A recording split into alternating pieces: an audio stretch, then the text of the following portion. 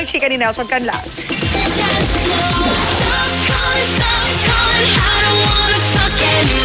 Hindi raw makaalis si Charis sa LA dahil tali siya sa mga taping ng Glee.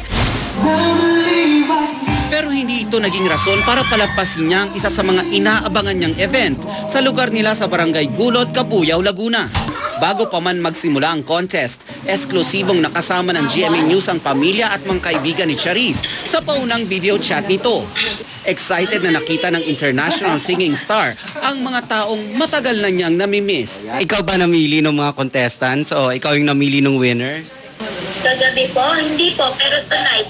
Ilang minuto ring nakipagkwentuhan si Charis. Ming, 30 minutes ha, kain ka muna.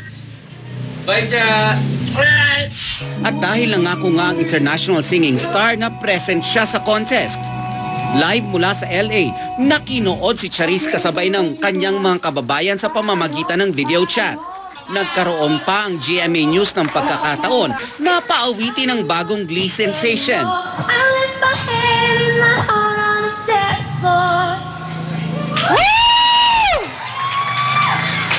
Question siya, kailan ka ba uuwi dito sa Pilipinas?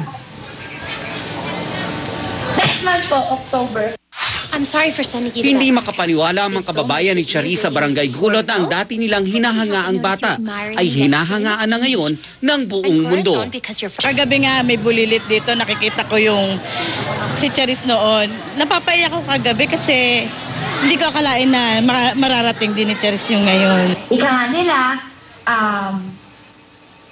diba, kailangan mo lumingon kung saan ka nang galing. And I just wanna thank all the people there in Gulod na talagang supportado pa rin kahit na, bumabalik naman ako dyan, pero kahit na sa ibang city ako nakatira ngayon, ando pa rin yung supporta niyo. Maraming salamat.